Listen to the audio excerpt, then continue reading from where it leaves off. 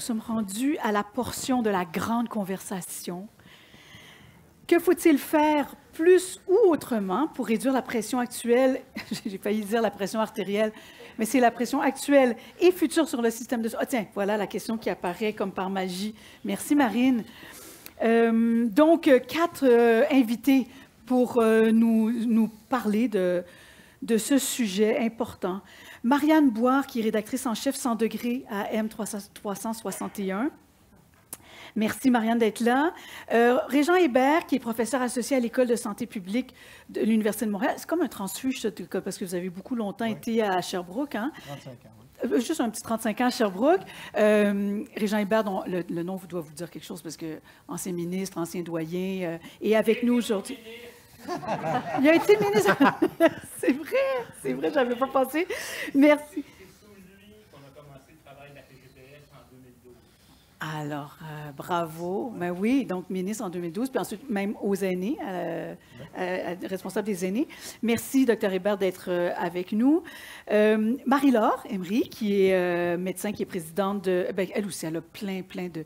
Un bouquet de titres. Je vous dis, allez lire les bios parce que c'est vraiment impressionnant, le parcours de ces gens et leur expertise. Présidente de l'Association des médecins, des spécialistes en médecine préventive du Québec.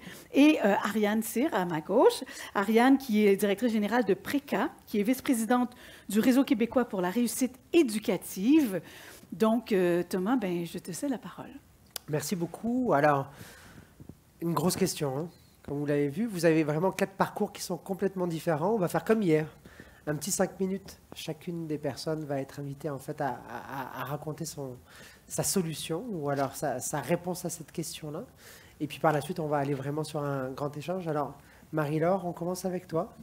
La lourde tâche. Donc c'est moi qui ouvre le bal. Bon, encore merci d'avoir organisé cet événement. C'est vraiment exceptionnel comme débat, comme richesse d'échange d'idées. Je suis vraiment très contente, encore plus d'avoir participé à la tenue de ce sommet. Que faut-il faire plus ou autrement pour réduire la pression actuelle? Est-ce qu'on a 4 heures, c'est ça? C'est un devoir, on a 4 heures, en fait. C'est ça? C'est exactement ça.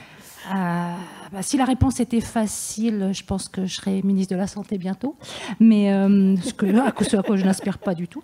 Dans l'article qu'on avait écrit l'année dernière, là, qui avait donné lieu à la motion à l'Assemblée nationale, on était parti d'un problème très basique et très mécanique, en fait, de pression et de tuyaux et de flux, en fait. Et cette idée-là, elle a germé dans nos esprits de façon très simple. Donc, si on veut réduire une pression sur un système, c'est soit on ouvre la capacité de sortie, en augmentant les capacités du réseau à prendre en charge et à soigner, soit on essaye de diminuer le flux qui entre. Et notre rôle en médecine de prévention, c'est d'essayer effectivement de diminuer le flux qui rentre et d'agir sur cette portion-là de pression qui pourrait être prise en considération. Donc, c'est des solutions qui sont à long terme. C'est ça qu'il faut comprendre, c'est que la prévention n'aura pas d'action à court terme ou très peu d'actions à court terme et que le réseau en ce moment il est exsangue et nécessite des solutions à court terme pour l'aider et pour l'accompagner. Donc les solutions qu'on risque de proposer ne seront pas effectivement uniques à mettre en application, mais ça sera des combinaisons de solutions évidemment qu'il faudra prendre en considération. Donc moi, je vais parler aujourd'hui en tant que médecin de prévention, pas en tant que présidente d'association, mais vraiment en tant que médecin de prévention. Je vais vous parler de mon quotidien, je vais vous parler de mon rôle dans un service de prévention santé au travail, dans une direction de santé publique. Je vais vous parler du rôle de médecin à la clinique de médecine du travail du CHUM, qui voient des patients qui sont victimes de pathologies en lien avec leur activité professionnelle et par définition évitables. Donc, je vais vous parler un petit peu de tout ça et des différentes solutions, des différentes idées qu'on pourrait mettre en application. Donc, mon idée de réflexion, elle est partie sur l'idée de Berwick de 2008, sur les 3 objectifs à atteindre pour qu'un système de santé soit efficace, qui a été en 2014 complété par le 4e objectif, qui était aussi de prendre en charge la santé des soignants. Donc de ces 4 objectifs-là, j'ai eu l'idée de les décliner de façon à la mode du médecin de prévention. Donc le premier de ces objectifs-là, c'est d'améliorer la santé de la population. Donc depuis hier ou depuis avant-hier, on discute de toutes les opportunités qui sont offertes et qui sont disponibles et qui sont déjà évidentes pour améliorer la santé de la population. La prévention primaire, évidemment, c'est ce à quoi on aspire tous. En tant que médecin de prévention, je peux vous dire que la prévention primaire, ce n'est pas la chose la plus facile à mettre en application.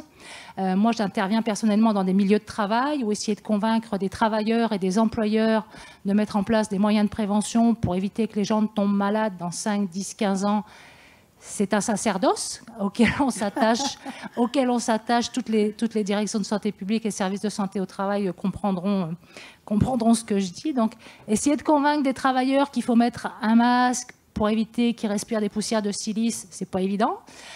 Donc ce job-là d'information, de formation des milieux de travail à la prévention primaire, c'est extrêmement important. Ça fait partie quotidienne de notre activité professionnelle, mais c'est pas si facile que ça à mettre en place. Et l'évaluation de l'impact de ces actions-là est extrêmement complexe, puisqu'on ne peut pas... on n'a pas les moyens d'évaluer combien de pathologies on a réussi à éviter, ou les moyens de surveillance de l'efficacité de ces actions-là ne sont pas assez développés, en fait. Donc ça, c'est le côté prévention primaire qui est extrêmement difficile.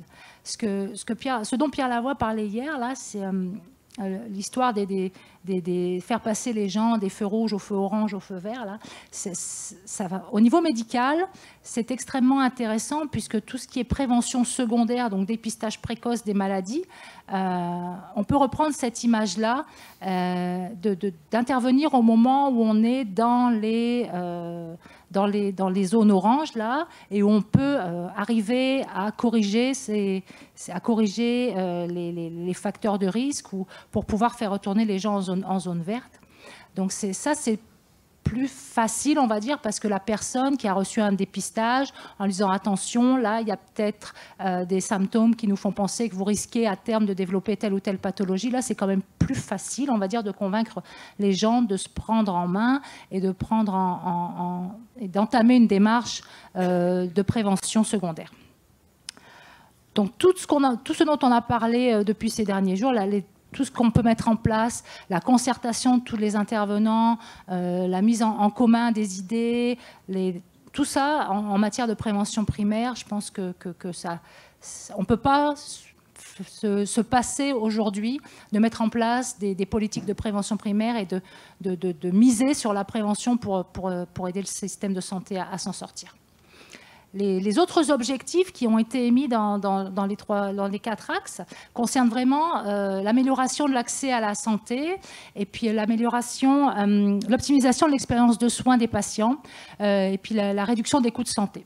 Donc ça, c'est vraiment, ça ne fait pas forcément partie de la prévention, mais c'est des choses qui sont aussi discutées au niveau... je vais prendre mon chapeau ASMPQ et FMSQ. Je vais prendre mon chapeau et c'est des choses qui sont vraiment discutées au niveau des médecins spécialistes. L'optimisation de l'offre de soins, le bon soin au bon patient, au bon moment par le bon professionnel de santé, ça peut aussi être des solutions qui vont aider à diminuer la pression sur le système de santé.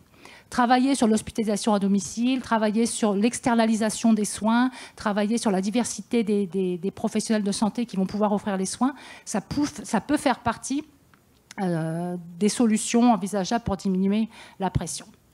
Et puis surtout, la quatrième axe sur lequel j'aimerais insister aujourd'hui, et je vais prendre mon chapeau de médecin du travail, c'est si on veut que le réseau soit efficace, il faut prendre soin du réseau. Le personnel de la santé a été malmené. Les conditions de travail, la santé mentale, la santé physique du personnel de la santé doit être prise en considération et doit être améliorée si on veut améliorer la qualité des soins. Nous, on travaille beaucoup avec la PAMQ, là, au niveau des médecins.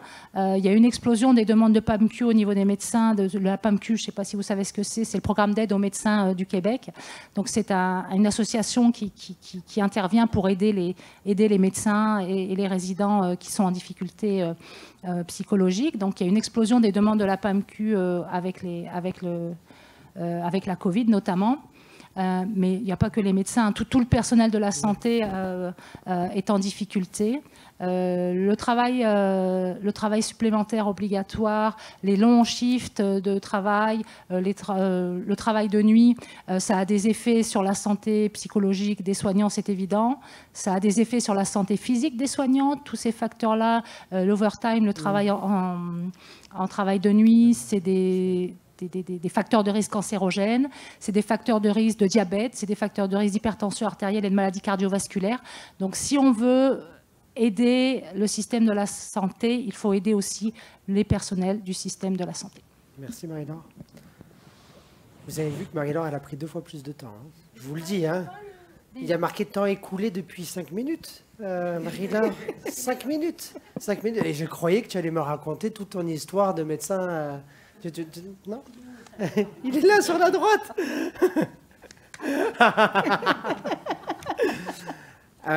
Régent, justement, en fait, de ton côté, je pense que toi, tu es dans la continuité de ces choses-là. Et puis, en plus, toi, tu as été ministre, hein, donc tu peux te le permettre. D'abord, merci pour l'invitation. Depuis hier, j'entends souvent les gens dire si j'étais ministre de la Santé, moi, je l'ai été. Bon. et je voudrais commencer... en étant un petit peu provocateur, la pandémie a révélé la santé publique avec de bons côtés, mais aussi des côtés un peu plus pervers. Et j'ai lu récemment un article de Jean-François Bouchard en réaction à la recommandation de la santé publique concernant le livre de François Blais et l'incitation au suicide. Jean-François Bouchard, c'est quand même un intellectuel. Hein, c'est quelqu'un qui est directeur général des éditions Fides. C'est d'ailleurs là où je vais publier le livre que je suis en train de terminer. Là. Mais, alors, autre qu'étant l'éditeur avec lequel je travaille, il termine sa lettre avec un paragraphe assez troublant. Il dit « Souhaitons qu'en 2023, la santé publique retourne aux microbes, laissant aux éducateurs le soin de discerner pour éduquer, aux écrivains la liberté de créer, aux éditeurs celle de diffuser leurs œuvres. La santé publique retourne aux microbes. » C'est une vision très réductrice de la santé publique et la pandémie a mis beaucoup l'accent sur cet aspect de la santé publique. Et je pense qu'il faut revenir, comme vous l'avez souligné, aux aspects de promotion de la santé, aux aspects de santé des populations et à un autre aspect qui a été malheureusement presque écarté de la santé publique. J'étais content que vous en parliez, mais c'est tout l'aspect d'organisation des services et de l'accès aux soins. Hein. C'est un déterminant quand même important. C'est 20% de la mortalité dans plusieurs études autour de ça. C'est un déterminant important, l'accès aux soins.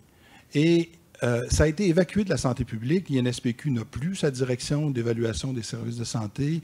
Il n'y a presque plus de direction de l'évaluation au ministère de la Santé et des Services sociaux, alors que c'était, dans les années glorieuses, une grande mission du ministère.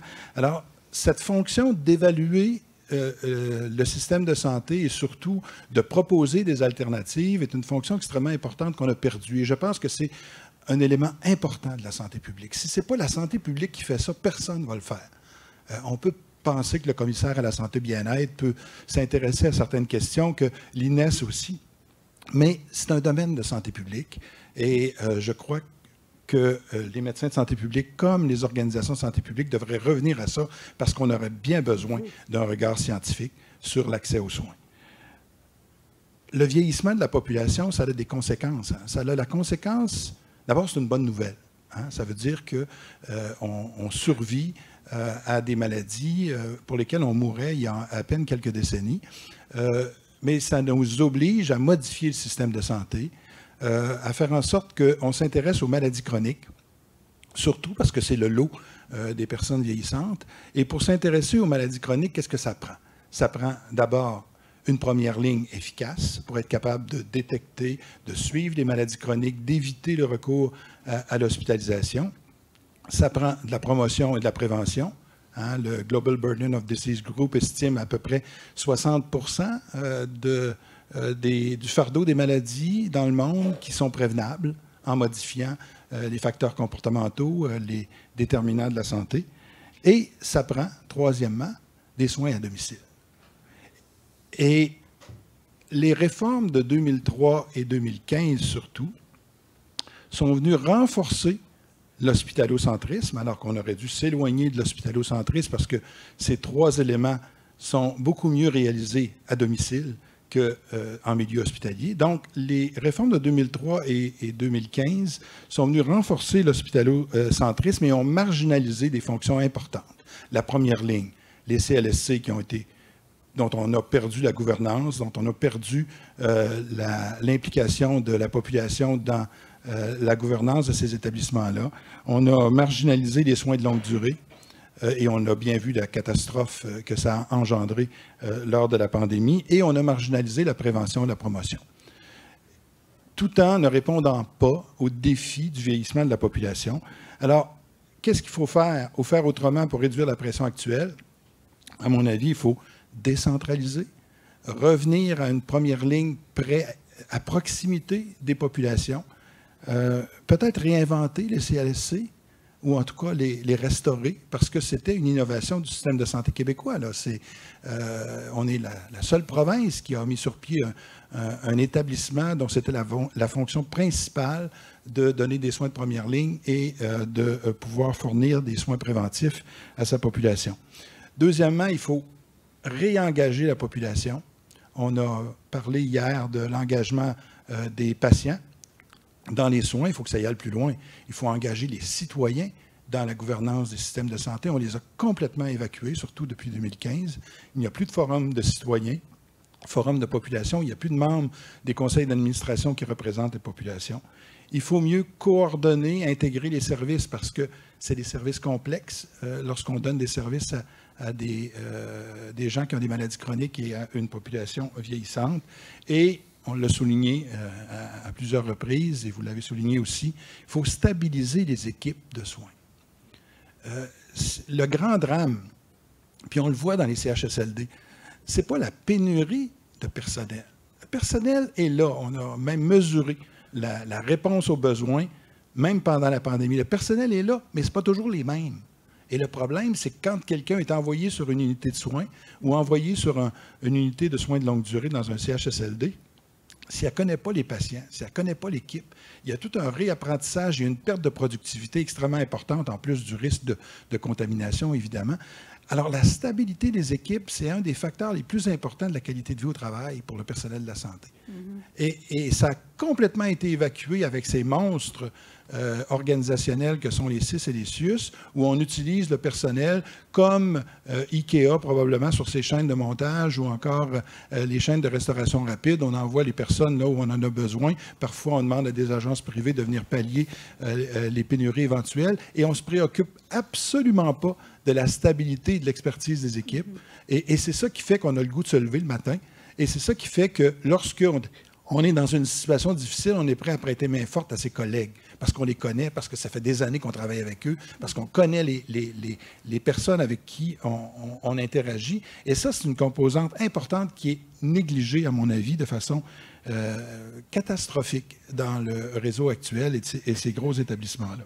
Alors, pour moi, si j'avais à revenir ministre de la Santé, je reprendrais essentiellement les trois mêmes priorités, puis Horacio peut témoigner. J'avais trois priorités quand je suis allé en politique. C'était, la prévention, et c'est pour ça qu'on a mis sur pied toute une équipe de travail qui avait pour mandat d'accoucher en 9 mois d'une politique gouvernementale, on l'appelait nationale de prévention en santé. Ils ont pris plus que 9 mois, mais malheureux, hein, ça a été une grossesse prolongée.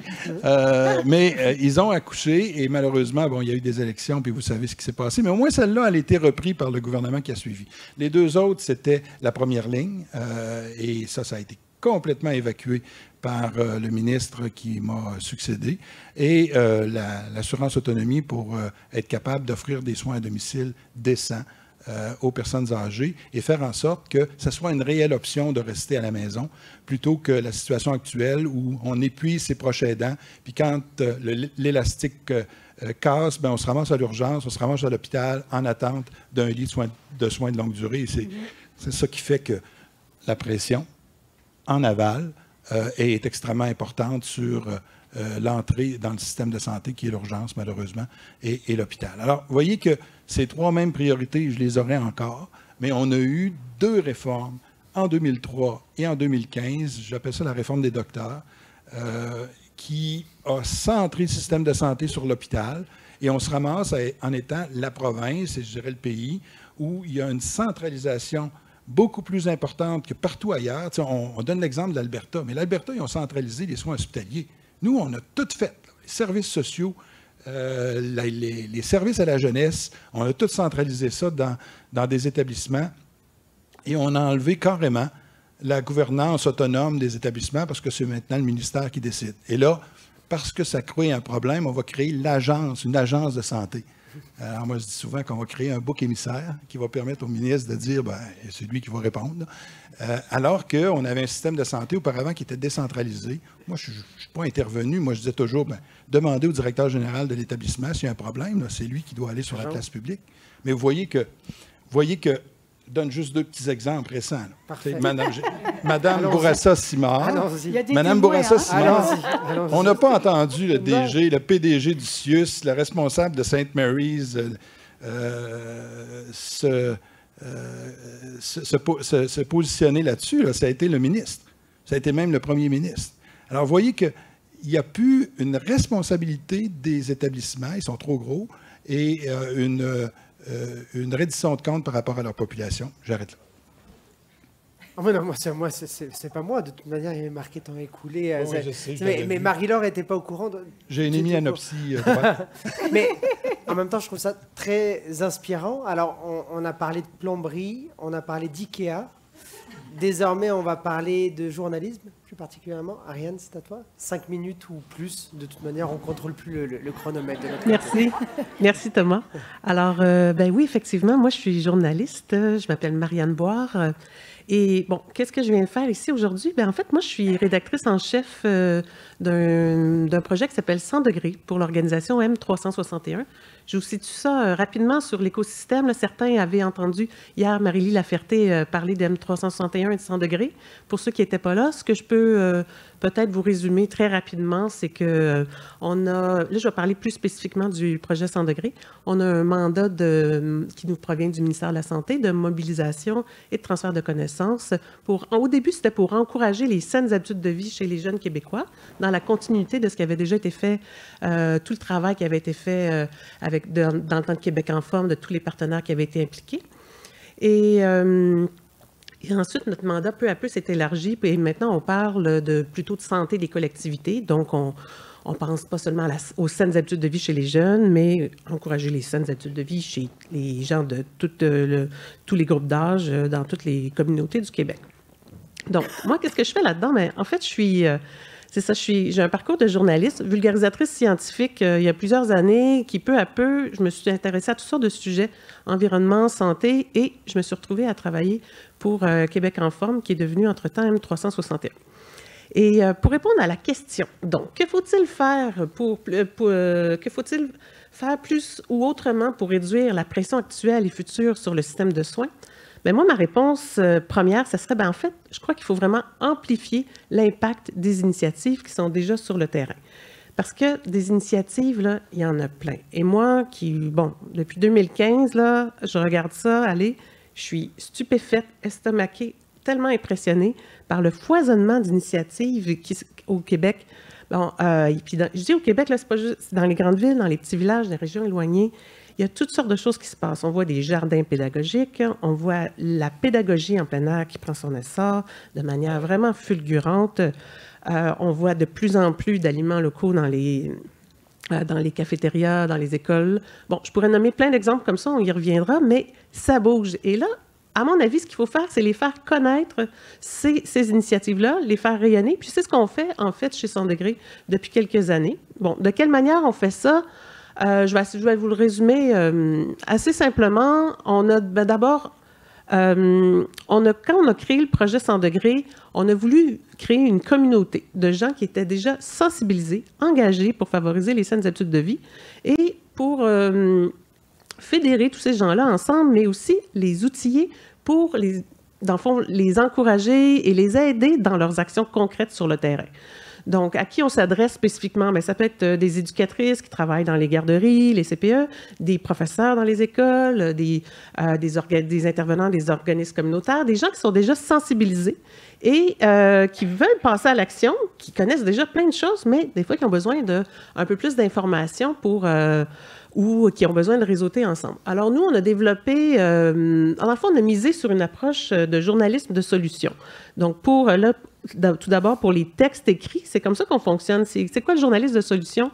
Bien, disons, si je peux vous résumer simplement, c'est que souvent, ce qu'on voit là, dans les grands médias, c'est qu'on va chercher des problèmes. Bon, puis il faut en parler des problèmes, il ne faut pas les nier, mais on regarde les problèmes, on creuse, on analyse, on cherche des coupables. Le journaliste de solution, nous, c'est pas nous qui avons inventé cette approche-là, c'est une tendance en journalisme. C'est vraiment de regarder, c'est quoi les solutions qui existent déjà? Lesquelles sont bonnes, lesquelles sont peut-être moins bonnes, les analyser, les décortiquer. Puis nous, en fait, on a adopté cette approche-là pour transmettre... en fait, pour s'adresser aux acteurs de changement dans les différents milieux dont je viens de vous parler. Alors, on fait ça sous forme d'articles, des articles d'information, de pistes d'action, mais on a aussi développé un site avec des cours en ligne, des webinaires, on organise aussi des événements et toujours, on va miser sur les solutions. Alors, dépendamment des formats, des contenus, que ce soit écrits ou audiovisuels ou des événements de réseautage, c'est sûr qu'on va pouvoir, dans certains cas, creuser les solutions davantage. Mais disons que c'est comme ça qu'on a développé le projet 100 degrés et en fait, c'est vraiment au cœur de notre approche parce que ça nous permet aussi d'avoir un discours positif et les gens ont besoin d'entendre des bonnes nouvelles aussi. Puis ça, on se le fait beaucoup dire, là, que les gens nous apprécient parce qu'on a un ton positif, rassembleur, et même si on nie pas les problèmes qui existent, puis c'est important de se rappeler, mais on va célébrer les belles réalisations sur le terrain, faire rayonner les gens, les individus, là, les humains, les belles personnes qui ont réalisé ça. Puis moi, je dis souvent, quelle chance que j'ai comme journaliste de constamment rencontrer des gens qui font des choses extraordinaires sur le terrain.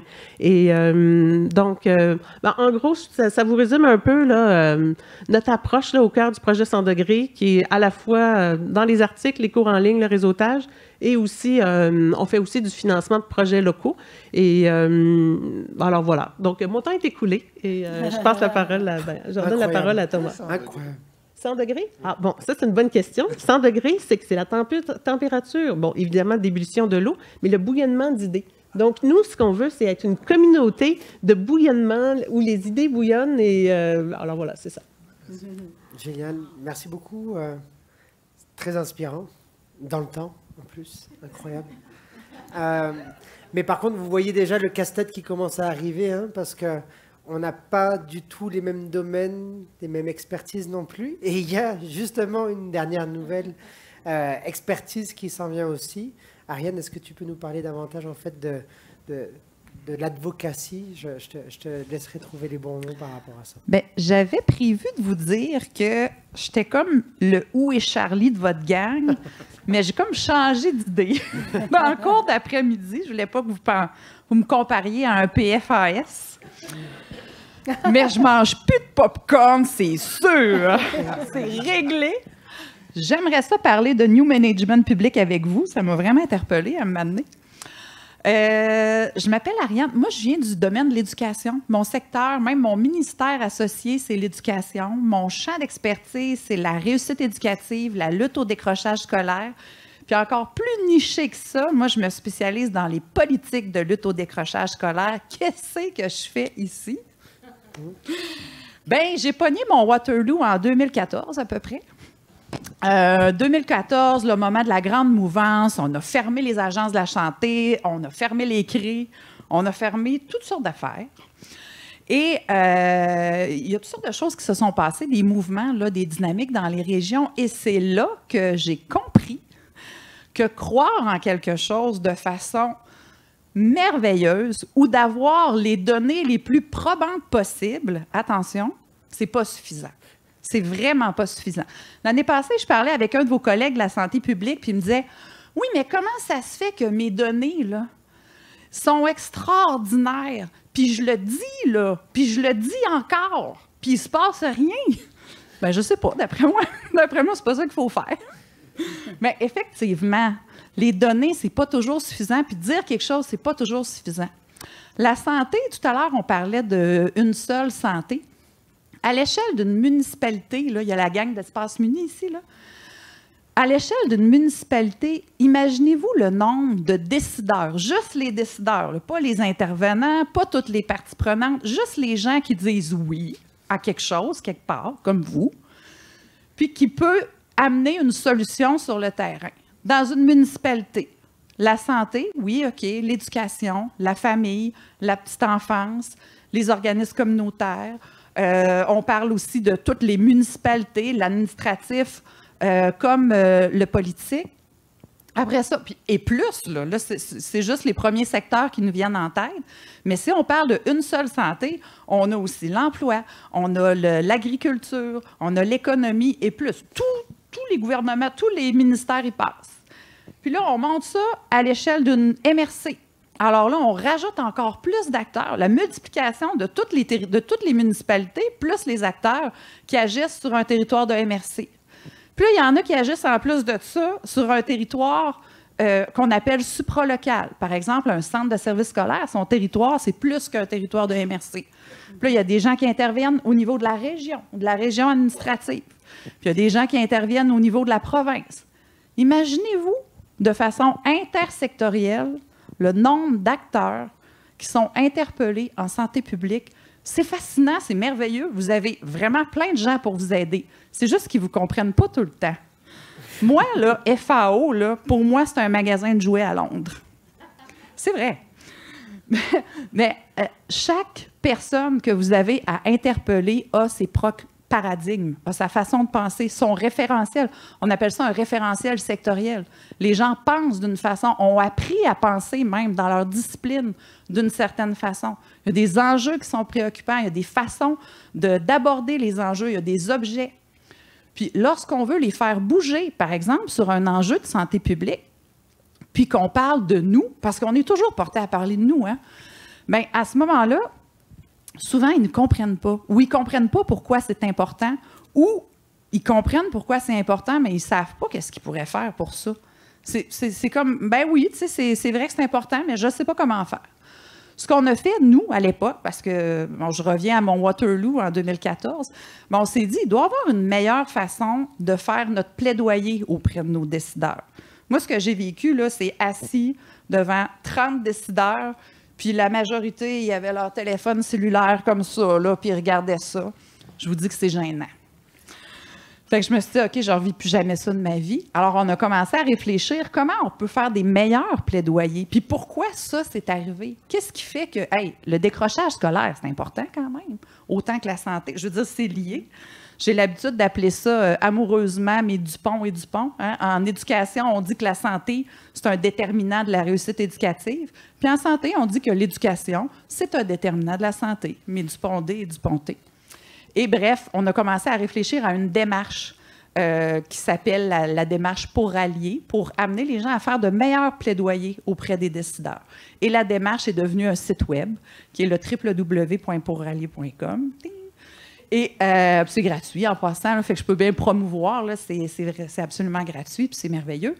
Mais de cette façon-là, en fait, la démarche, ça nous amène à comprendre que notre perspective, ce n'est qu'une perspective. C'est un construit, c'est une construction. Tout ce qu'on pense, ben, c'est un construit social, puis il faut l'arrimer à ce que les autres, au paradigme puis au référentiel des autres secteurs. Puis à ce moment-là, ben, dans une mobilisation puis une concertation, on risque d'avoir les personnes, les parties prenantes nécessaires pour réduire la pression actuelle et future sur le système de soins. Je crois que j'ai pris 30 secondes de plus. Bravo. J'essaie de voir comment rebondir parce qu'en fait, on a des solutions, on a des moyens pour arriver à ces solutions-là. Je pense qu'on a aussi beaucoup de frustration. Je ne parle pas du public de manière générale, mais on a de la frustration parce qu'on a plein de solutions. Hier, on a vu plein de solutions. Aujourd'hui, on a vu plein de solutions. On ne prend plus de plastique, rien du tout non plus. Et on est dans un moment où on se dit comment ça se fait qu'on ne se fait pas entendre, ou qu'est-ce qui ne passe pas comme message. Est-ce qu'on parle le même langage? Et pourtant, les solutions sont bonnes. Les données sont bonnes, comme tu dis. Alors, peut-être que moi, j'aimerais que vous rebondissiez en fait sur ce que vient de dire Ariane, peut-être. Est-ce que le message est bon? Est-ce que la manière de véhiculer le message, est-ce qu'on fait comme certains chercheurs et puis on commence justement à faire des actes de revendication à travers le monde pour parler d'éco-anxiété et puis de changement climatique? À vous de nous dire. Ben moi, je vais rebondir parce que ça me touche beaucoup parce que je suis un scientifique et on produit des données. On essaie d'influencer. Il faut produire des données dans des journaux scientifiques, puis des conférences, puis tout ça. Puis on va à l'étranger. Bon. Et à un moment donné, on veut que les données qu'on a puissent provoquer un changement. Mais là, il faut avoir une stratégie différente si on veut faire ça. Il faut avoir une stratégie de communication avec le public. Il faut parler à ma tante Thérèse. Là. Moi, mes étudiants m'ont souvent entendu ça. Là. Ma tante Thérèse, là, elle ne comprend pas ça, les rapports de l'INSPQ. Elle ne comprend pas ça, pas en tout. Là. Ça prend quelqu'un qui va venir y expliquer à ma tante Thérèse qu'est-ce que ça a comme implication. Et surtout, il faut défaire l'influence de mon oncle Gérard. Mon oncle Gérard, là, c'est celui qui connaît tout. Là, moi, et dans les parties de Noël, vous en avez tout un, mon oncle Gérard, là, qui dit « Ah, le système de santé, c'est pas bon. » Puis la santé publique, qu'est-ce que ça vient faire là-dedans? Là? Alors, il faut déboulonner mon oncle Gérard puis faire comprendre à ma tante Thérèse les enjeux importants. Et ça, on a une tâche comme scientifique. Vous avez une tâche comme spécialiste en santé publique. Et il y a des obstacles à ça. Moi, je trouve qu'il y a des obstacles d'abord de gouvernance. Hein. La gouvernance de la santé publique, là, dans les établissements, là, c'est une des fonctions des CIUS et des CIS. Alors, comment voulez-vous avoir une indépendance par rapport à l'établissement pour contester ou expliquer lorsqu'il faut que ce soit la directrice des communications qui organise et qui vérifie la lettre pour que ça soit bien en accord avec les orientations ministérielles. Puis, on manque d'indépendance au niveau de la santé publique. L'indépendance universitaire, c'est intéressant. L'indépendance d'associations comme la vôtre, c'est aussi intéressant. Mais au niveau de la santé publique structurelle, là, on manque d'indépendance pour être capable de vraiment véhiculer des messages et les véhiculer pour que la population comprenne. Alors, on a une tâche à faire pour que ma tante Thérèse... Puis imaginez toujours que c'est ma tante Thérèse qui vous écoute. Là. Et ma tante Thérèse n'est pas folle. Là. Elle est capable de comprendre, mais il faut qu'on y explique avec des mots qu'elle est capable de saisir. Et moi, des fois, il y a des rapports que... Et d'ailleurs, j'avais souvent réagi à certains rapports de l'INES et de l'INSPQ même en disant hey, le résumé, là, comment? Êtes-vous capable d'expliquer ça pour qu'on puisse comprendre? Là? Et ça, c'est un effort important. Puis des médiateurs, j'aime mieux médiateurs scientifiques que vulgarisateurs scientifiques. Des médiateurs scientifiques sont capables de faire ça, oui. Mais par rapport aux données, j'aimerais citer peut-être que certains d'entre vous le connaissent, il est malheureusement décédé maintenant, Wayne Robert, qui était un conseiller municipal à Toronto, très impliqué dans le développement de politique alimentaire. Et je l'avais vu dans une conférence organisée par Farm to Cafeteria Canada à Victoria. Et il avait utilisé une image extrêmement forte, je ne l'oublierai jamais. Il s'adressait à ce moment-là à des gens qui travaillent en éducation alimentaire. Et il leur disait, en fait, il voulait leur expliquer comment utiliser les données, mais tout en pour aller chercher du financement ou pour convaincre des décideurs du bien fondé de leur projet. Il avait dit, vous savez, l'être humain n'a pas évolué pendant des millions d'années pour lire un rapport de données sur le soir avant de se coucher. L'être humain a évolué en se racontant des histoires autour du feu. Et ça, j'ai trouvé ça vraiment fantastique parce que je me disais, c'est ça. Puis ça résume très bien le storytelling. Et les données, oui, c'est important d'aller chercher des données. On en a besoin, puis elles ont besoin d'être bien rapportées. Elles ont besoin d'être bien rapportées dans la chaîne de transmission de connaissances par des scientifiques qui ont la liberté, effectivement, de bien faire leur travail. Ensuite, par des bons communicateurs qui vont pouvoir bien transmettre et l'expliquer. Mais ensuite, si on veut convaincre ma tante Thérèse, ou si on veut convaincre un décideur, il y a très peu de choses qui ont autant de force qu'une histoire. Puis de raconter l'histoire, de dire, regardez, on avait tant de pourcentage de pauvreté dans notre quartier, on a fait telle chose, on raconte l'histoire de telle personne qui a eu sa vision, qui a entraîné d'autres partenaires dans sa vision, et ensemble, ils ont réalisé un projet, ils ont rencontré des obstacles, la base là, d'une histoire, là, et finalement, voilà les résultats, et les données sont maintenant X, Y, Z. C'est sûr que c'est toujours plus intéressant de l'entendre raconter comme ça. Marie-Laure, tu voulais rebondir dessus aussi? Moi, je voulais surtout rebondir sur les notions d'indépendance, de santé publique et d'expertise terrain, parce qu'on a pu le voir pendant la Covid, l'expertise terrain des médecins, puis tous les intervenants en santé publique, de la santé publique institutionnelle, on va dire, a été mise à contribution. Mais malheureusement, tout cet aspect de bottom-up dont on parle depuis quelques jours, n'a pas eu l'effet escompté, on va dire, dans nos institutions, et que toute l'expertise terrain a eu du mal à remonter au niveau des décideurs concernant des situations et puis des orientations à prendre. Donc c'est vrai que nous, on l'a vécu pendant 2 ans, hein, toute cette frustration quelque part d'expertise qui était là, en me disant mais nous, on peut vous dire comment ça fonctionne, on peut vous dire ce qui fonctionne pas, on peut vous dire comment communiquer, et on se retrouvait avec des directives qui changeaient assez fréquemment, hein, donc on n'arrive déjà pas à implanter la première que la deuxième tombait dans la semaine qui suivait, mais vous avez l'expertise sur le terrain dans les directions de santé publique. Il y a des gens compétents, il y a des gens intelligents, il y a des gens qui connaissent leur job, qui connaissent les milieux. Venez chercher l'information, venez chercher des idées, venez... Comment faire pour venir chercher l'expertise sur le terrain et que cette expertise-là soit reconnue? Parce que...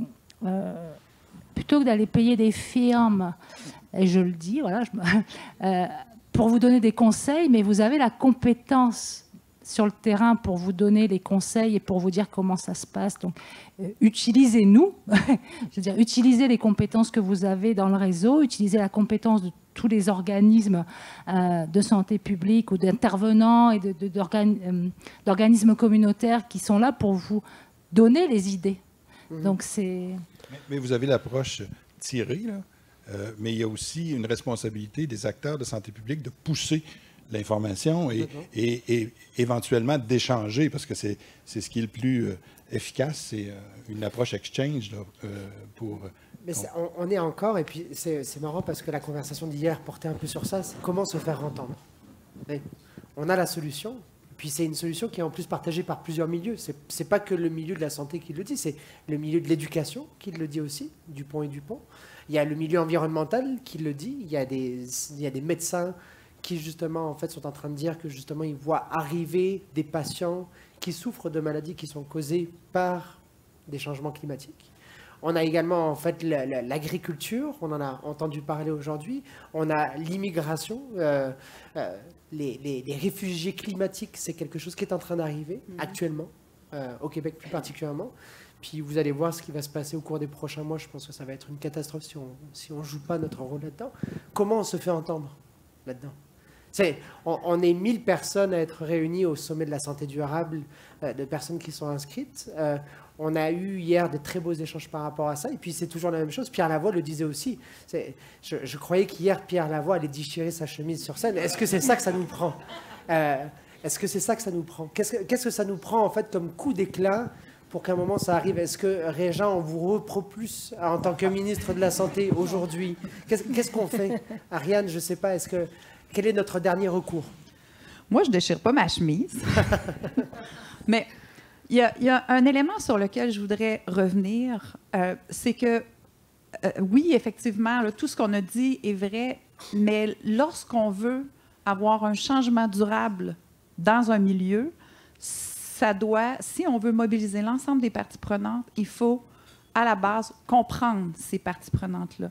Donc, là, il y a quelque chose de très terrain, du journalier, du quotidien, zéro sexy, absolument médiatique dans le sens de Marianne, dans le sens des solutions, mais pas médiatique dans le sens de c'est extraordinaire, mais c'est par le geste quotidien, la mobilisation, la concertation, celle pour laquelle on ne veut pas donner d'argent, celle qu'on dit toujours que c'est long, c'est compliqué, ça ne sert à rien, mais c'est par cette mobilisation et cette concertation-là des parties prenantes qui est complexe qu'on va arriver à trouver des solutions locales, des solutions localisées. Encore là, ce n'est pas toujours toutes les mêmes solutions. Les milieux sont différents, les communautés sont différentes. Ça non plus, ce n'est pas sexy parce qu'on voudrait dire « Ah, voici, ça, c'est la solution ». Mais moi, je crois que ce n'est pas la solution, il y a des solutions. Et pour ça, il faut être profondément dans une culture, je m'excuse, tout le monde est tanné de l'entendre, mais de bienveillance. Alors, il faut comprendre l'autre. Même la personne, là, je vais encore prendre le rôle du milieu municipal, mais c'est parce que c'est dans mon exemple à moi, c'est dans mon vécu. Si la personne en avant de vous, là, elle vous parle, par exemple, de développement économique, puis que c'est ça qui est important pour elle, mais vous voulez parler de changement climatique, oui, mais il y a quelque part que ça se rejoint, ces deux choses-là. Il y a un lieu, il y a un espace de collaboration entre le développement économique et les changements climatiques, et je ne crois pas que ce soit de déchirer sa chemise ou de parler le plus fort, mais c'est de trouver le lieu de collaboration entre ces deux milieux-là et là, à ce moment-là, de trouver les solutions qui vont être différentes d'un milieu à l'autre. Alors, c'est ça. Le mot d'ordre, c'est pas sexy. C'est pas sexy. C'est pas sexy. Régent, on ne déchirera pas la chemise aujourd'hui. Non, je suis désolé. Mais il y a plusieurs moyens. Les moyens de communication, réseaux sociaux, médias traditionnels, il faut absolument, lorsqu'on est un expert, être capable de se plier à cette communication de masse, cette communication populationnelle. Moi, j'ai souvent des collègues qui disaient « Ah, il y a un journaliste qui m'a appelé, puis j'ai peur de me faire poser des questions embêtantes, puis je ne suis pas tout à fait le meilleur expert pour répondre à ça. » Puis là, je lui disais toujours « La question, ce n'est pas important. C'est la réponse qui est importante. Alors, je dois choisir de répondre à la question qui toi, te préoccupe. Alors, la réponse est importante. Hein? Alors, et ça, là, j'ai un de mes collègues, je me souviens d'y avoir vu la face, elle a dit « Ah oui? On peut faire ça? » Ben oui, on fait ça. Alors, si on veut faire passer un message dans les médias, il faut être capable de préparer sa réponse et non pas répondre à la question nécessairement du média. Quand on est en direct, c'est un peu plus difficile, mais dans les médias écrits et les médias où on est clippé, il faut être très préoccupé par la réponse et non pas par la question. Alors, la communication en général, on a un devoir de communication. Deuxièmement, l'activisme, je dirais, là, ça peut... Je mets une coche au-dessus. Donc, et les organismes communautaires, les associations sont des leviers extrêmement intéressants où on peut s'associer à un message, même fournir des données probantes à l'appui du message. Alors, cette implication des organismes communautaires, et je vous dis, l'implication citoyenne, c'est rendu juste dans les organismes communautaires, dans les rôles de l'État. Les commissions scolaires ont disparu. Les conseils d'administration où il y a des représentants de la population dans le domaine de la santé, ça a disparu. Alors, la voix citoyenne, elle est difficile dans le réseau officiel. Peut-être que les organismes communautaires sont notre dernière bouée de sauvetage pour être capable de porter les revendications des citoyens. Et troisièmement, l'action politique. Je veux dire, c'est pas tout le monde qui va en politique. Je suis allé, puis je peux vous montrer mes cicatrices. Mais ça a été extraordinaire. Et je voyais Mélissa Généreux qui s'est présentée à la dernière élection et qui va porter le message, mais de façon différente. Alors, il y a plusieurs façons d'aller porter le message. Et je pense qu'il faut utiliser celles qui nous conviennent, où on est confortable, et être capable ensemble de pouvoir porter ce message-là. Régent, moi j'ai une question. Vous dites qu'il faut donner des réponses. Alors, qu'est-ce que vous y avez répondu à votre éditeur là, qui dit que la santé publique, c'est des microbes? Je n'y ai pas répondu. Moi, je me contente d'écrire un livre. J'ai eu envie. J'ai eu envie. Si ça n'avait pas été mon éditeur, j'aurais écrit un texte en réponse à ça, une lettre d'opinion. Je dois dire, parce que ça m'a choqué qu'un intellectuel puisse avoir cette opinion-là de la santé publique. Ouais. Ça m'a choqué. Qu'est-ce que pense ma tante Thérèse de la santé publique? Et tu sais, c'est vraiment choquant. Ouais, c'est Et j'ai envie de réagir, mais évidemment, bon, je voulais que mon livre soit publié. Marianne, Je me suis retenu. Mais c'est quoi le livre? On a-tu une petite primaire, là, ici? Ça sera les chroniques d'un médecin engagé, donc disons que c'est ça. Ça va être intéressant. Merci. génial. Marianne, justement, en fait, pour parler, j'aime beaucoup ce que tu dis, Ariane, sur le fait que c'est des actes quotidiens. Parfois, c'est sexy, parfois, ça ne l'est pas. La majorité du temps, ça ne l'est pas. Mais, Marianne, toi, tu as la chance, tu as ce plaisir de valoriser quotidiennement, en fait, ces actes quotidiens-là. Est-ce que, de ton côté, tu as vu une augmentation de ces actes quotidiens-là? Est-ce que tu as vu justement une sorte de mouvement qui s'est créé et puis qui peut encore plus prendre d'ampleur au cours des prochains mois, au cours des prochaines années? Ah, définitivement. Et ça, vraiment, c'est quelque chose qui me fascine parce que on voit vraiment dans certains domaines la norme sociale qui est en train de se transformer, où on n'est pas encore rendu en haut de la courbe de la norme sociale, mais on voit que ça change. Là, je vais donner l'exemple, je l'ai cité rapidement tout à l'heure, la pédagogie en plein air. Bon, ça, la pédagogie en plein air, moi, quand j'ai commencé à travailler à Québec en forme en 2015, on en entendait très peu parler. Il y avait quelques pionnières qui faisaient ça ici au Québec, mais elles étaient très peu connues. Moi, je me souviens d'avoir lu dans l'actualité, en 2016 ou 2017, un article sur les enfants scandinaves qui passaient leur journée dans la forêt, dans la nature. Là, oh, wow, c'est donc bien génial, ça. J'avais vu, je crois, dans la presse, un article sur des enfants en Allemagne qui passaient, là, eux, c'était vraiment dans la forêt, leur journée dans la forêt. Et là, c'était, oh, wow, c'est extraordinaire, mais on ne s'imaginait pas qu'il y avait des gens qui étaient en train de préparer le terrain pour ça ici, qui commençaient déjà à le faire. Et là, dans les dernières années, pour toutes sortes de raisons, c'est un mouvement qui a pris de l'ampleur. Là, les pionnières, ils ont partagé leur expérience avec d'autres personnes. Nous, juste pour témoigner de la différence en quelques années, en 2017, quand on a lancé 100 degrés, un des premiers articles, après quelques semaines, là, je pense qu'on a publié un article sur, je m'en souviens encore, le titre c'était pédagogie en plein air, la fabuleuse idée d'une éducatrice en milieu familial. Et là, c'était une éducatrice en milieu familial qui amenait ses enfants, les enfants de son groupe, passer une journée à l'extérieur, mais une journée par semaine. Et là, ça avait été viral, cet article-là, puis le monde se partageait ça, puis nous, on était comme, mon Dieu, c'était notre premier succès viral.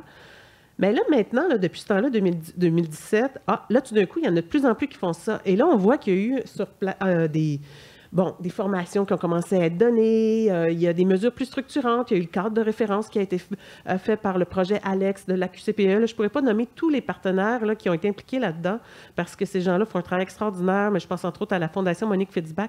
Ils ont fait connaître cette pratique-là. Puis...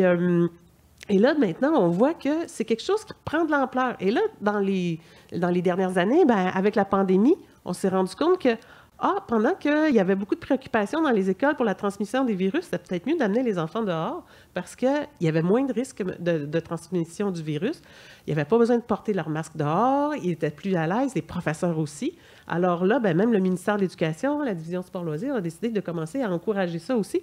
Alors, de fil en aiguille, là, c'est une pratique qui se développe, qui se renforce, puis on le voit. Mais il y en a d'autres aussi, là, je pourrais en parler pendant 2 heures, mais c'est des choses qu'on voit qui... Moi, en tout cas, ça me donne espoir, honnêtement. Et je dis souvent là, que, à mon avis, la pédagogie en plein air et le jardinage pédagogique, ce sont 2 pratiques révolutionnaires qui ont le pouvoir de changer le monde. Rien de moins.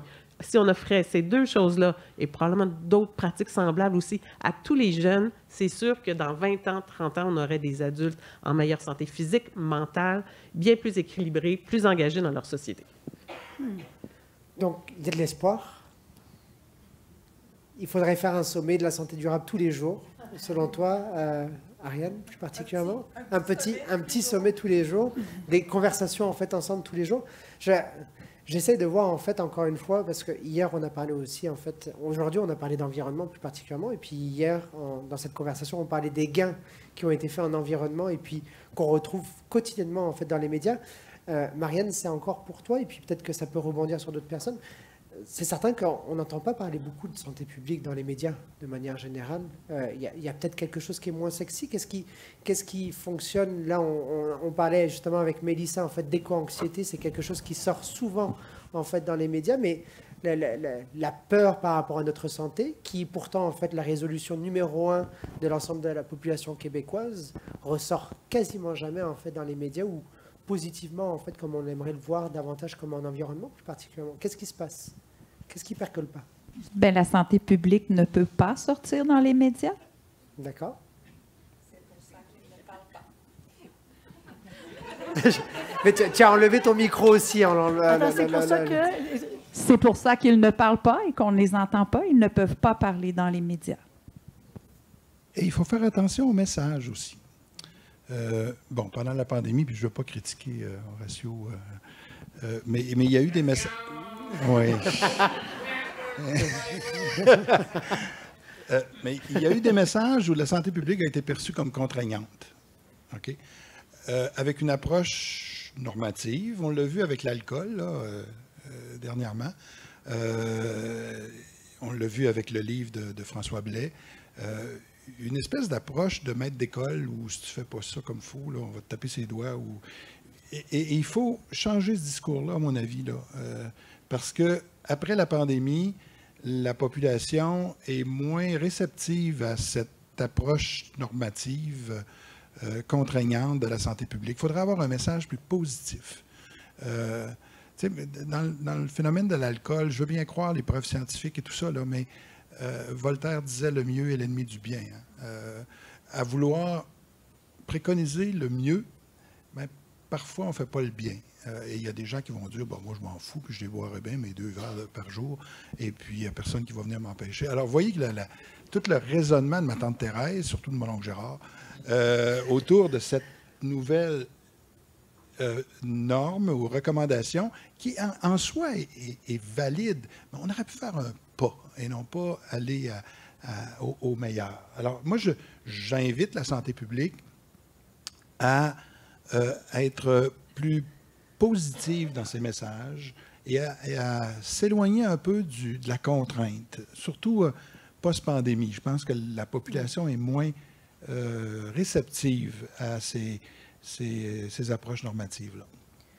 Si je peux faire du pouce, c'est sûr que la santé publique, c'est pas sexy, hein, comme on le dit, de dire même en médecine, je veux dire, c'est pas la spécialité qui choisit en premier lieu. On parle beaucoup d'innovation en santé. Il y a beaucoup de programmes qui sont en développement dans les universités et puis dans la recherche sur l'innovation en santé.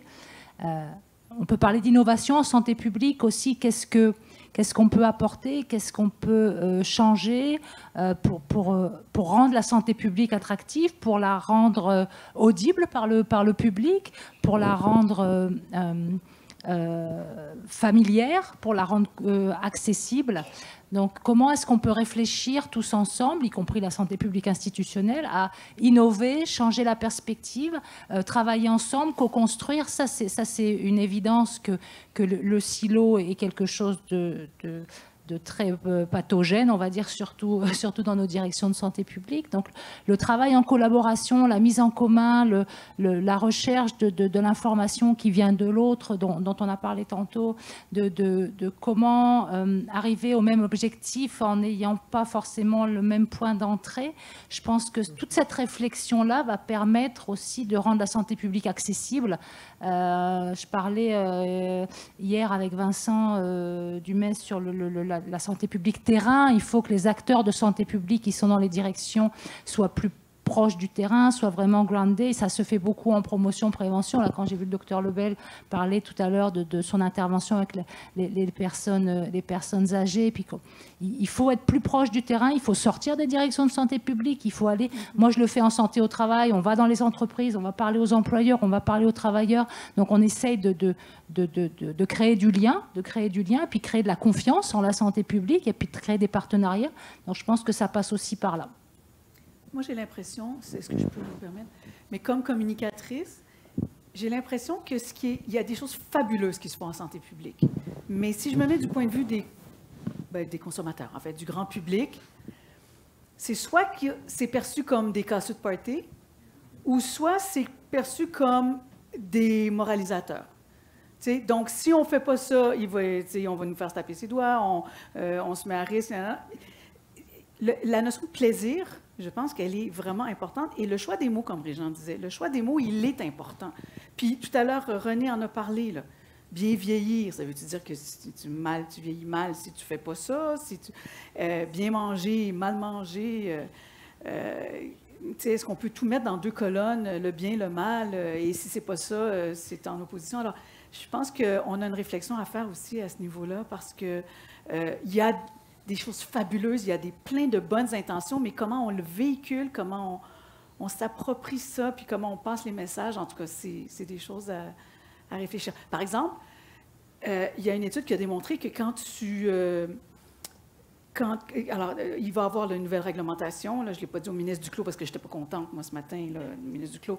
Là, quand ils ont dit là, que les emballages, là, sur le devant des emballages, là, ça va être reporté là, à 2026. C'est drôle comment les entreprises ils sont capables de changer vite les emballages quand il y a de l'argent à faire, parce que là, c'est la tendance des keto, puis du sans gluten, puis là, tout d'un coup, là, ça, on peut changer très vite nos recettes puis nos emballages. Mais quand c'est pour faire de la prévention et faciliter la littératie, c'est comme un autre paire de manches. Attends, où est-ce que je m'en vais avec ça? Il y avait un lien. Mais docteur, je ne sais plus. Je me tais. Mais je m'en allais quelque part. Je m'excuse. C'est ma deuxième journée d'animation. J'ai le cerveau qui bouillonne à vous entendre. C'est vrai que tu aurais pu faire partie en fait, du panel, parce que de ton côté, tu as aussi une vision, en fait, qui est une vision de communication en tant que telle, qui est très intéressante, parce que ce qu'on voit, en fait, c'est se faire materner, c'est pas forcément ce qu'on veut, mais en même temps, c'est certain que quand on veut rectifier, faire évoluer, bouger la culture par rapport à quelque chose, il faut bien qu'il y ait un repère qui soit mis quelque part. Donc, comment on met en place ce repère-là, soit que ce soit vu comme quelque chose qui contraint, mais en même temps, on a un système de santé qui a besoin aujourd'hui qu'on fasse un changement drastique, majeur. Bien, en fait, je pense que ça revient à la base de la communication. Il faut vraiment bien connaître à qui on s'adresse. Et les mêmes messages ne peuvent pas servir à tout le monde. Ça, il y a plusieurs d'entre vous qui travaillez en promotion de la santé ou dans des organismes, dans toutes sortes d'organisations. Vous êtes déjà familier avec ça. C'est important de cibler à qui on s'adresse. Et à mon avis, ça, c'est autant dans les projets qu'on peut mettre en œuvre.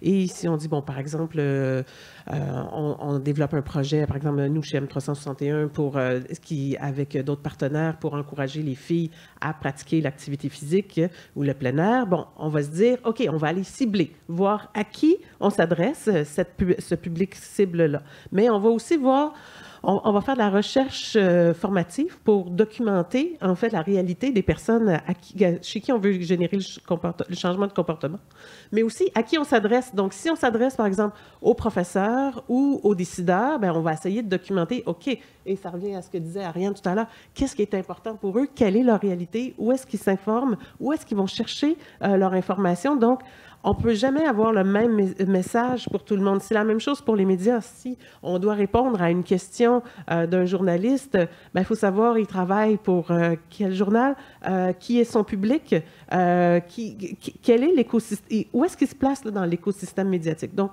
on doit toujours cibler parce que pour certains, le discours de santé publique, oui, peut des fois être culpabilisant, mais pas pour tout le monde. Dans certains cas, les gens vont préférer entendre un discours vraiment positif parce qu'ils sont un peu tannés d'entendre parler de plein de choses et là, ça fait monter leur éco-anxiété. La courbe en U de Mélissa Généreux tout à l'heure, je trouvais qu'elle était très parlante. Donc, on va se dire, bon, peut-être qu'on doit toujours, il faut toujours adapter notre message. Là, c'est à quoi je veux en venir. Il nous reste 2 minutes.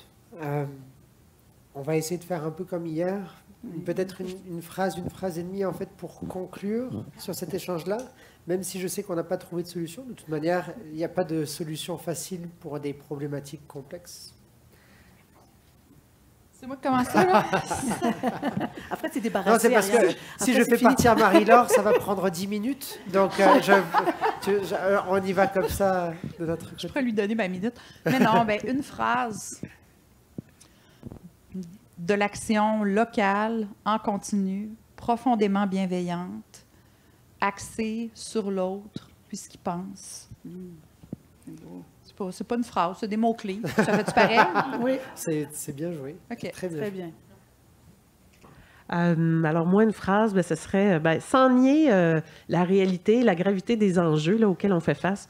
Je pense qu'il faut vraiment être fier de ce qui se passe au Québec, de voir les initiatives extraordinaires partout dans les communautés, autant dans les grandes villes que dans les petits villages, les communautés éloignées, dans différents milieux, puis se dire « Wow, c'est extraordinaire, il y a des gens qui changent le Québec en ce moment et qui construisent une société plus en santé. » Puis je me dis, ben, faisons de la prévention en santé là, un projet de société et je pense que c'est quelque chose qui peut être vraiment rassembleur. Merci. Les solutions ne viendront pas des hôpitaux. Les solutions vont venir avant les hôpitaux par la prévention, la promotion, par une première ligne efficace et après les hôpitaux par des soins à domicile en quantité suffisante pour faire en sorte que les hôpitaux retrouvent leur fonction primaire, mais ne soient pas les palliatifs d'un système de soins et même d'un système de santé plus élargi qui souffre actuellement. Très bien dit. Moi, je dirais valoriser les interventions de prévention à tous les niveaux et les faire intégrer par les décideurs politiques comme solution, comme en partie solution du problème du système de soins. Et faire accepter par tous que la prévention est aussi importante que le curatif. Et ça, je pense que c'est le mot-clé aujourd'hui, hein, c'est que tous ici présents, on est tous d'accord pour dire mieux vaut prévenir que guérir. Ça, c'est d'une banalité sans nom, mais c'est tellement vrai. C'est tellement pour ça qu'on travaille que je pense que c'est ça le plus important et faire comprendre à nos décideurs et aux gens qui auront le soin de trouver la solution que la prévention, il faut y penser aussi comme solution de la crise du système de santé. Merci. Merci beaucoup à vous quatre. Merci, Hélène. Bravo. À vos commentaires. Ça a été intense. Merci. Je vous avouerai que c'était quand même un gros casse-tête parce que c'est un casting qui est quand même très hétéroclite, on va se le dire.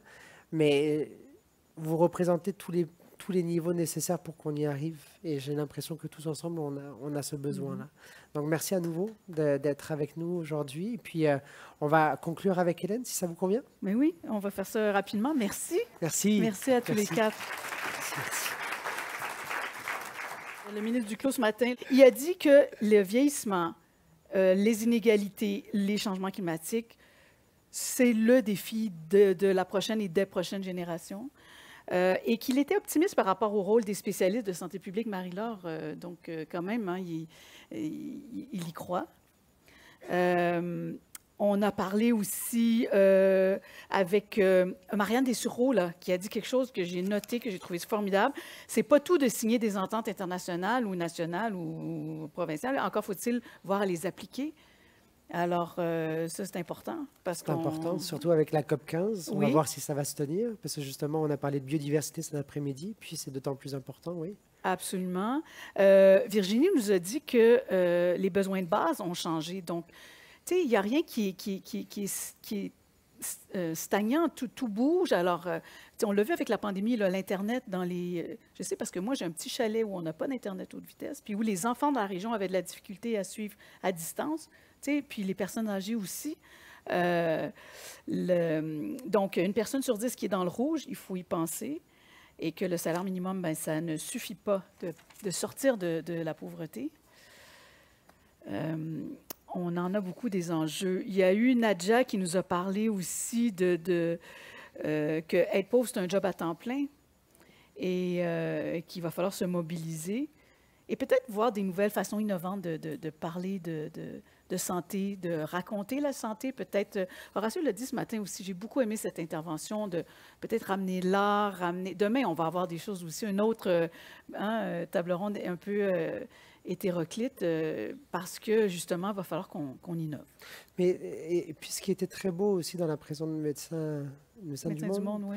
c'est ce navigateur autochtone qui Ah. faisait penser aussi aux partenaires patients un peu d'hier. Oui. On a tous besoin d'être accompagnés quelque part où on ne maîtrise pas. Ouais. Donc, le patient partenaire, il est là pour apprendre justement qu'est-ce que c'est que d'être un patient.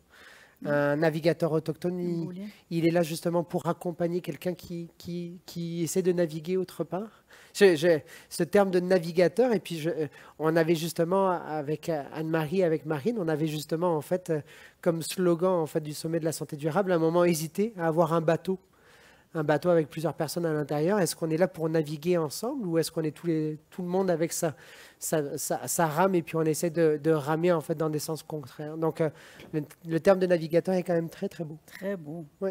Moi qui fais de la voile, tu sais. Ah, Ça me ah. fait vraiment plaisir. Non, mais tu sais, prends tout le jargon de la voile, là. Garder le cap, mettre le cap à quelque part. Mais tu sais, tu as plusieurs instruments aussi pour t'aider à naviguer. Tu sais, tu peux être chanceux puis avoir un GPS à bord, mais tu peux avoir un vieux sextant puis tu peux même naviguer avec les étoiles. Alors, tu sais, il Oui. n'y a pas une seule façon de Puis faire. ça nous prend un capitaine aussi. Ça prend un capitaine. euh, Paul Lebel disait que bon, les aînés, tu sais, c'est une priorité nationale de santé publique et que le pouvoir d'agir des personnes aînées, c'était une grande partie de la solution. Que la participation sociale, c'est un important déterminant de la santé. Donc ça, il faut se le rappeler. Bon, René n'aimait pas bien vieillir, mais je te jure que tu as vraiment semé une graine importante là, de revoir, de repenser notre façon d'impliquer toute cette grande partie de la population mhm. qui va devenir de plus en plus importante. On a vu en 2026, ça va être, en 2031, ça va être 26 % de la population. Ça, c'est demain. Ce qui était aussi intéressant dans cette thématique qui porte sur le bien vieillir en tant que tel, c'était de voir à quel point en fait on mettait les personnes aînées ou les personnes vieilles dans un carcan.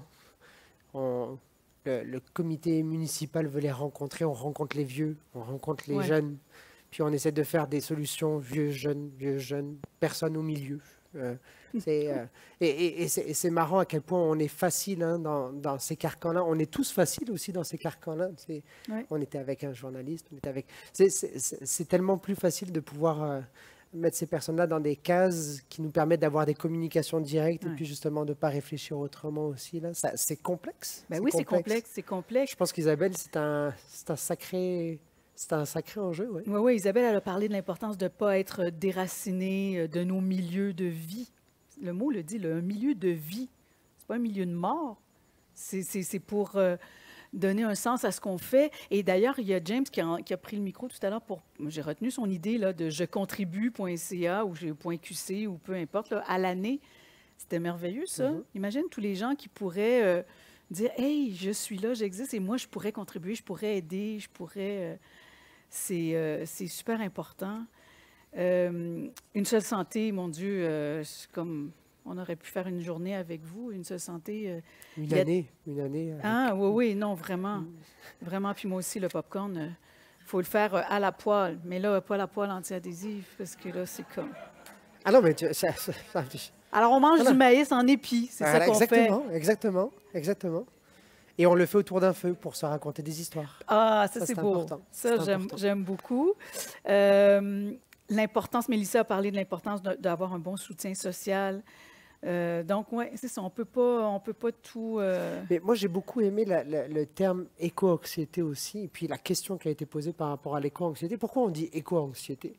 Pourquoi on ne dit pas anxieux par rapport à Parce que- l'environnement? Pourquoi on a voulu cibler des personnes? Est-ce qu'il y a quelque chose encore qui est en C'est un relation avec buzzword. l'environnement ou c'est... Ouais, on est anxieux de tellement de choses dans la vie. Ouais. On est anxieux. Mais pourquoi on est éco-anxieux? Mais parce que c'est deux buzzwords. Parce Oui. que anxiété, c'est le fléau du siècle. Là. Ça n'existait pas, moi, quand j'étais jeune, ce mot-là, anxiété. On disait on est stressé.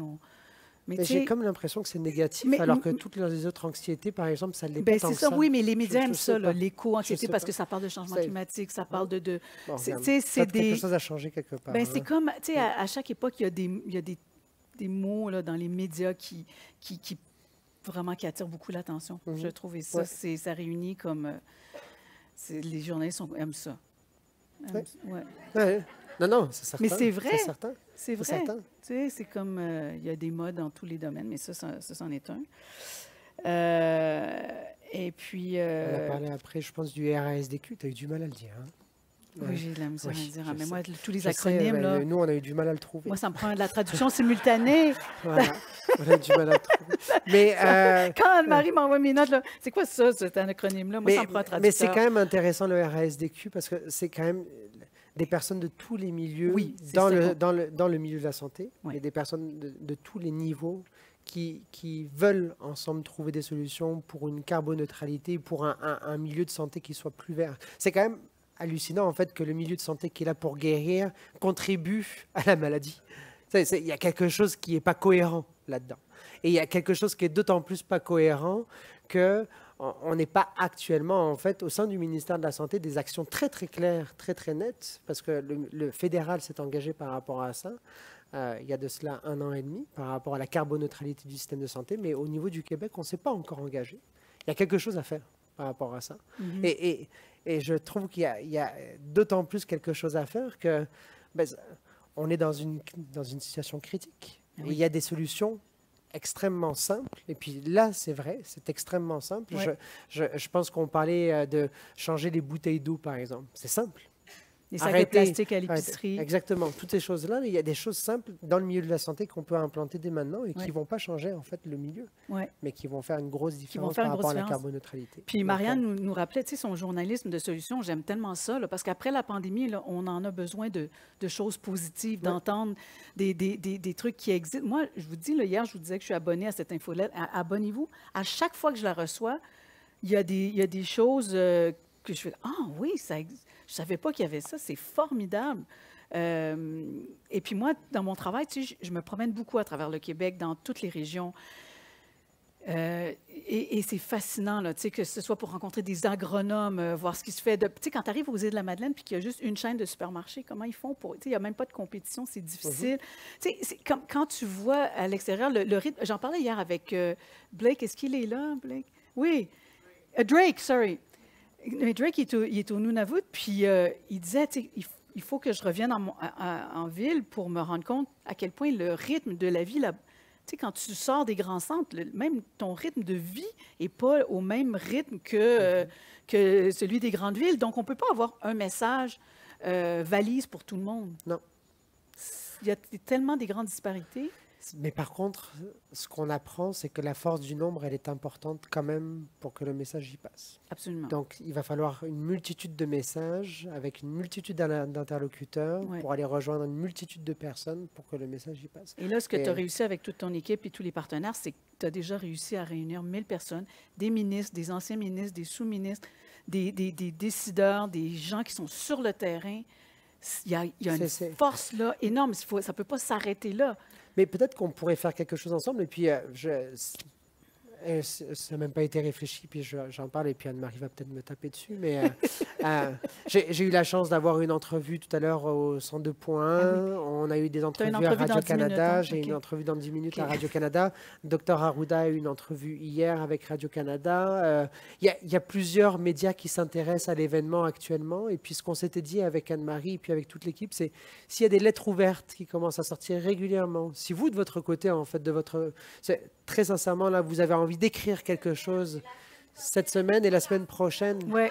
voilà, et peu importe l'organisation que vous représentez, mais pour vous, en fait, c'est quoi la santé? Pour vous, c'est quoi la prévention et la promotion de la santé? Si la semaine prochaine, ça sortait, qu'on avait une dizaine de lettres ouvertes dans le Soleil, dans la presse, dans le Devoir, dans le Journal de Montréal, dans toutes les radios, dans toutes ces choses-là, c'est ça peut-être qui ferait en fait changer la donne. C'est ça peut-être qu'on aurait besoin en fait, surtout avant un budget qui va arriver et qui peut-être va marquer un tournant majeur en matière de prévention et de promotion de la santé. Donc, peut-être que ce qu'on pourrait se dire ce soir, et puis ce soir, vous allez devoir travailler, nous, on va travailler peut-être aussi, ou peut-être que ça va être au cours des prochaines semaines, mais si on pouvait se le dire, et puis n'hésitez pas, si vous voulez l'envoyer directement, si vous voulez que ce soit la SPQ qui l'envoie à des médias en votre nom, et puis que justement on fasse ce relais-là, nous, ça nous ferait plaisir, mais on a besoin à un moment de le faire. Ouais. Et c'est peut-être aujourd'hui qu'il faut le faire ensemble. Mm.